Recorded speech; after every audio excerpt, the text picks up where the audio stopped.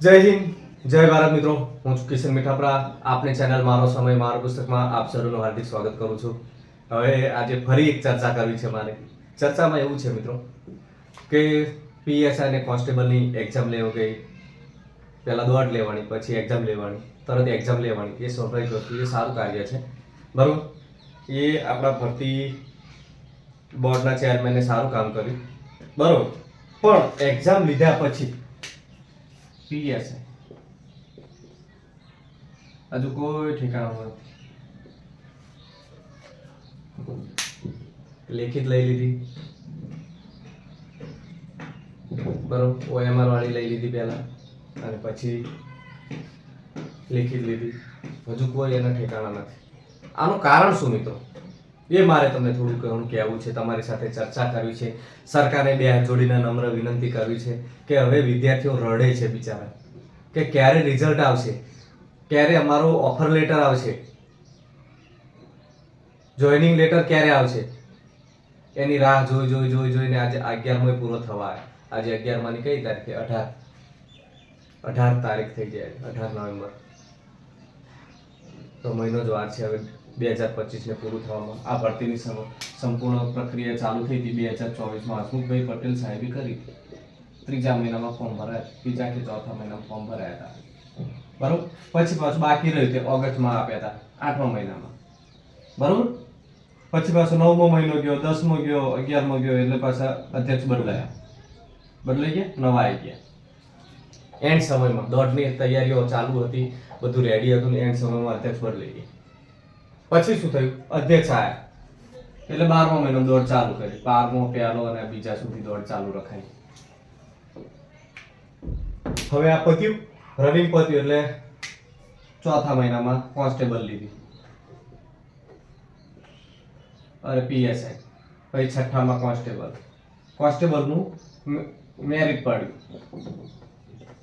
હજુ આ કોઈ ઠેકાણા નથી પીએસઆઈ. તો 472 જગ્યા છે. કેટલી? 472 પીએસઆઈ.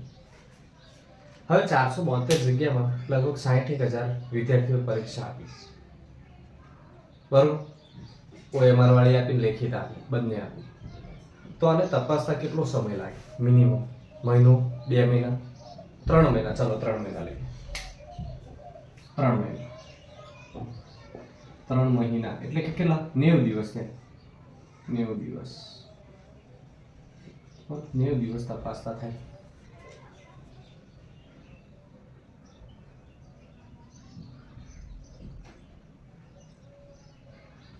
હવે 60,000 પરીક્ષા આપી છે, 60,000 એક્ઝામ આપી છે બરોબર. ઓએમઆર તો કોમ્પ્યુટરમાં તપાસવાની છે, પણ જે લેખિત છે એ કદાચ સમજો કોઈ શિક્ષકો, સારા તજજ્ઞ વ્યક્તિઓ તપાસવાના હોય તો 1 જણો હશે, 1 જણ હશે કે 2 જણ હશે કે 5 જણા હશે? પેપર તપાસનારા વ્યક્તિ કેટલા જણ હશે તમારા અંદાજ મુજબ? તમે કહો મિત્રો બરોબર. આ પીએસઆઈ ની ચર્ચાની વાત કરું છું. હમણાં કોન્સ્ટેબલ આપણે પૂછી નાખવાનું છે. કોન્સ્ટેબલનું હમણાં સાઈડમાં રાખીએ. પહેલા આપણે પીએસઆઈ નું કરીએ. 60,000 પેપર હતા, 60,000 પેપર તપાસવાના છે. સમજો કે 10 જણા મૂક્યા છે સરકારે તપાસના, ફક્ત 10 જણા. 60,000 પેપર તપાસવામાં 10 જણા તજજ્ઞો મૂક્યા છે બરોબર. 10 દિવસ, 10 જણાને આપ્યા છે 90 દિવસ. અહીંયા 90 આપણે 100 દિવસ કરીએ. 100 દિવસ, 100 દિવસ આપ્યા છે, મલ્ટીપ્લાય 60,000. એક જણો દિવસમાં 10 પેપર તપાસે. કેટલા? 10. સમજો હો, દિવસના 10 એટલે 100 પેપર તપાસાય દિવસના. આ 10 જણાની ટીમ મૂકી હોય તો આ વસ્તુ થાય કે દિવસના 100 બરોબર. 10 દિવસે 1000 અને 100 દિવસે 10,000. 100 દિવસે 10,000 પેપર તપાસે.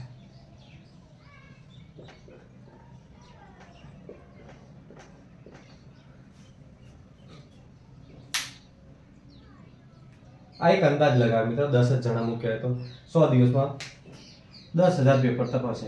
હવે છઠ્ઠા મહિનામાં પરીક્ષા લેવાય. છઠ્ઠો નથી ગણો આપણે, 7, 8, 9, 7, 8, 9 આ 3 મહિના લઈએ આપણે, અને છઠ્ઠાના કંઈક 10 દિવસ લઈ લઈએ, એટલે 100 દિવસ થઈ ગયા. સમજો આ 11મો મહિનો ચાલે છે, 11મો અને 10મો આખો 30 દિવસ છે, પ્લસ આજે 18 દિવસ, એટલે 48 દિવસ આ ઉપરના વધ્યા છે. હવે આ શું 10 જણા તપાસવા મૂક્યા છે? આવી મોટી ભરતી, આવી મોટી કક્ષાની ક્લાસ 3 સુપર ક્લાસ 3 ની જગ્યા પર 10 જણા તપાસે ને, રોજના 100 પેપર, શાંતિથી 10 પેપર તો આરામથી તપાસી શકે. કોઈ પણ તજજ્ઞ હોય, શિક્ષક સારો શિક્ષક હોય, કોઈ પ્રોફેસર હોય તો 10 પેપર આરામથી તપાસી શકે. બરોબર, 10 મલ્ટીપ્લાય આપણે 100 કર્યા કે દિવસના 100 પેપર. બરોબર, 100 એટલે કે 100 દિવસમાં 10,000 પેપર, 10 દાડે 1000 અને 100 દિવસે 10,000. તો શું સરકારે આ 10 જ મૂક્યા છે તપાસો? સરકારે એ ગાંડી છે? સરકારને બુદ્ધિ નથી? તો મિત્રો 100 દિવસમાં 10 જણા 10,000 તપાસી નાખ્યા, હવે રહ્યા 50,000. 50,000. અને એક વસ્તુ મેન વસ્તુ ભૂલી ગયો કે પહેલા પ્રિલિમ લીધી હતી. બરોબર, પ્રિલિમમાં પાસ થયા હોય તો દાતા પાસ આવવાના, તો થોડા બધા 60,000 પાસ થઈ ગયા. હા, 60,000 પ્રિલિમમાં પાસ થયા છે. પેપર સહેલું હતું, ચલો પાસ થયા હતા, માની લીધું આપણે 60,000, તો 50,000. તો મિત્રો હું એમ કહું છું કે બીજા 50 માણસો, એટલે કે ટોટલ 60 માણસો મૂક્યા હોય સરકારે, તો પણ 100 દિવસમાં પેપર કમ્પ્લીટ તપાસી જાય શાંતિથી. 10 પેપર આખો દિવસમાં 1 કલાક એક પેપર તપાસતા થાય, એક તજજ્ઞને 1 કલાક થાય, તો દિવસના 10 કલાક એ લોકો બેસતા હોય, 8 કલાક બેસતા હોય, તો આરામથી તપાસી જાય.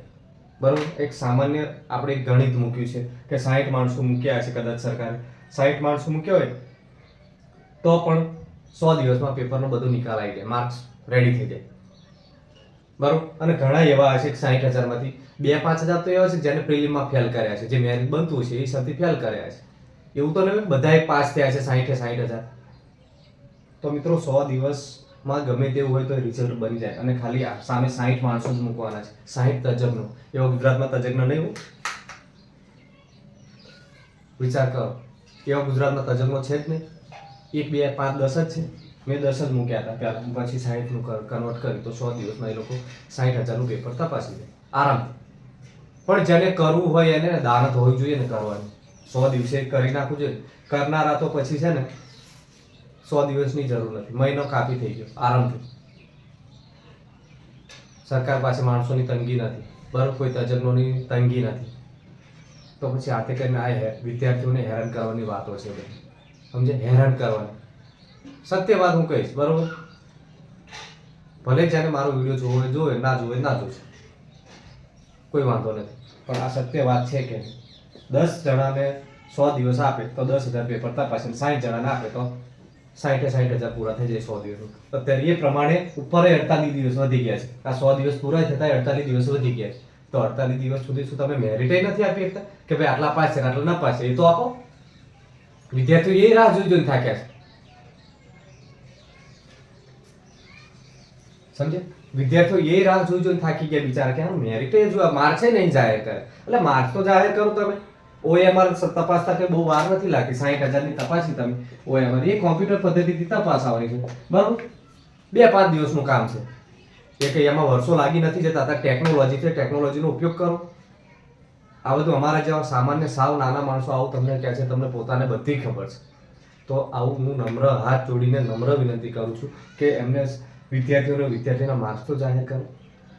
હે, આ 10માની બોર્ડની પરીક્ષા લેવાય છે, 12માની બોર્ડની પરીક્ષા લેવાય, શું 6 મહિના કાઢી નાખે છે લોકો રિઝલ્ટ આપવા? હે, 3જા મહિનામાં એક્ઝામ લીધી, 4થા કે 5મા મહિનામાં રિઝલ્ટ ફાઇનલ આવી જાય. તો એ લોકોનું તપાસી જતું હોય તો આ લોકોનું કેમ? હે, 10મા 12મા તો એમને 6 મહિને અપાય ને, દિવાળી પછી. સમજો 3જા માર્ચ મહિનામાં એક્ઝામ હોય છે 10મા 12મા વાળાની, તો દિવાળી પછી રિઝલ્ટ અપાય શાંતિથી. એમાં શું શાંતિથી બધું થાય છે? એ તો 60,000 નહીં, એમાં તો લાખો વિદ્યાર્થી છે. 5-10 લાખ વિદ્યાર્થી પરીક્ષા આપતા છે 10મા 12મા આખા ગુજરાતમાંથી. તો એ લોકોનું પેપર જે આવું 100 માર્કનું હોય છે એવું જ 6 માર્કનું એમનું પણ હોય છે, બરોબર. એ જે આ લોકોએ લખ્યું છે એ જે લોકો લખે છે, નિબંધ ને બીબંધ બધું એવું જ પૂછાય છે, એમાં કોઈ ફરક નથી. બરાબર. કોલેજની પરીક્ષાઓ લેવાય છે, 2-2 મહિનામાં રિઝલ્ટ. કોલેજની સંખ્યા ટોટલ રોજની પોતાની કોલેજની 100, 200 કે 500 સંખ્યા હોય તો એ પ્રમાણે એનું રિઝલ્ટ આપી દે છે. 500 એ કોલેજની સંખ્યા ગણો તો ગુજરાતમાં કેટલી કોલેજો છે? લાખો વિદ્યાર્થીઓના રિઝલ્ટ અપાઈ જાય છે 2 મહિના. તો હું તો 100 દિવસ કહું છું, 100 દિવસમાં ના બને તમારાથી? તો આવું શા માટે વિદ્યાર્થીઓનો શા માટે હેરાન પરેશાન કરો છો? આપણું ભવિષ્ય છે વિદ્યાર્થીઓથી, બરાબર. જે તમે પોસ્ટ ઉપર હોદ્દા પર બેઠા છો એ કાયમ તો તમે રહેવાના નથી, બરાબર. કે આજીવન તમે ઠપકો લગાવીને આવ્યા છો કે અહીંયા ઠપકો મારી દીધો સાહેબ, અમે તો અમર થઈને આવ્યા છીએ.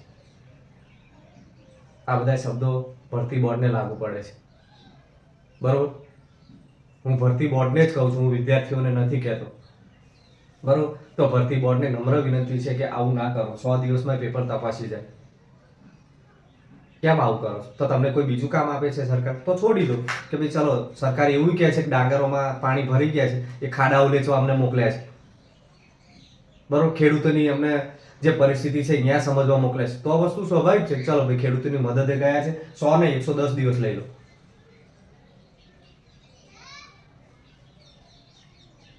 તો પછી શા માટે આવું કરો? કે પૂરના પાણી ફરી વળે છે ત્યાં આગળ તમને આડા બંધ બાંધવા મોકલે છે? એવું હોય તો કહી દો ભાઈ, તો સ્વાભાવિક વાત છે. 100 ને હું તો 150 દિવસ લઈ લો. પછી કોઈ સેવાના કાર્યમાં ગયા હોય લોકોની સેવા માટે, તો પછી 150 દિવસ લઈ લો, વાંધો નહીં. તો તમારાથી ના થતું હોય તો રાજીનામું તો આપી શકાય કે ભાઈ ચલો, અમારાથી આ વસ્તુ થતું નથી, અમે કોઈ બીજી ટીમને સોંપી દો, અમારાથી આ વસ્તુ નહીં થાય. તો એવું કહી શકાય છે. તમારે કરવું નથી, ટાઈમે આપવું નથી, તો શું કામ? તો તમારો હોદ્દો તમે પોતે શાંતિથી વિચારો બેસીને કે તમારે તમારો હોદ્દો તમને શા માટે આપ્યો છે,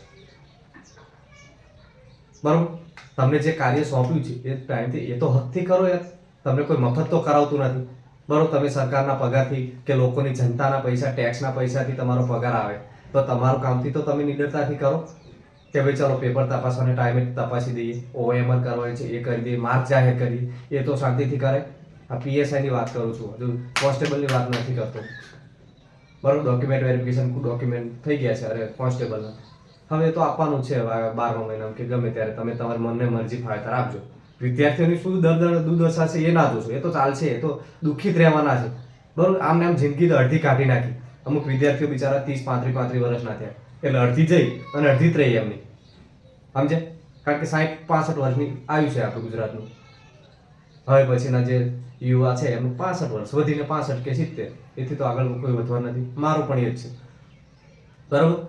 તો પછી શા માટે અમુક વિદ્યાર્થીઓ 35, 36 વર્ષના થયા છે, બિચારા રાહ જોઈને બેઠા છે.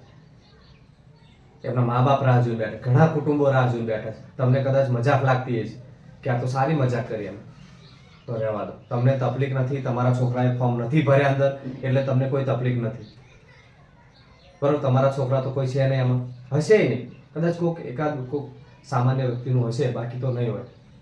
તો ગરીબ ઘરના છોકરા છે, આવું હેરાન ના કરશો. સરકારને મારી નમ્ર વિનંતી છે. અને તમારાથી ના થતું હોય તો કોઈક સારા વ્યક્તિને સોંપી દો, બરાબર. ઘણા શિક્ષકો એવા પડે છે, ઘણા માણસો ટેલેન્ટેડ એવા પડ્યા છે કે જે બધું સંભાળી શકે છે, કોઈ કૌભાંડ થયા વગર કરી શકે છે, એવા માણસો પણ પડ્યા છે, બરાબર. તો ટાઈમે માર્ક્સ તો જાહેર કરો. વિદ્યાર્થીઓ રડે છે, હવે આજીજી કરે છે, તમને આંદોલન કરે છે ગાંધીનગરમાં, તો એનો તો કોઈ ફાયદો થતો નથી. કોઈ જવાબ તમે તમારી મનની મરજી મુજબ ના આપો, બરોબર. તો સરકારને મારી નમ્ર વિનંતી છે કે સરકાર PSIની પરીક્ષા લીધે 4થો મહિનો થયો, હવે આ 4થો મહિનો આવવાની તૈયારીમાં છે.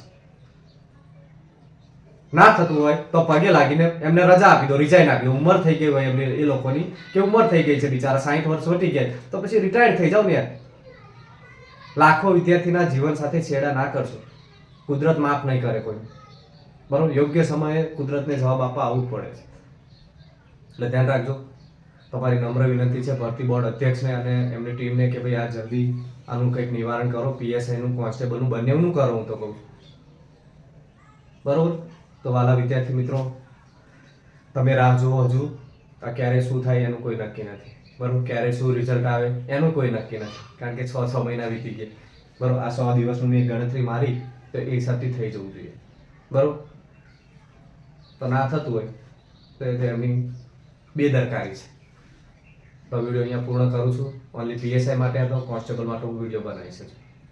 વિદ્યાર્થીઓ, જય હિન્દ, જય ભારત.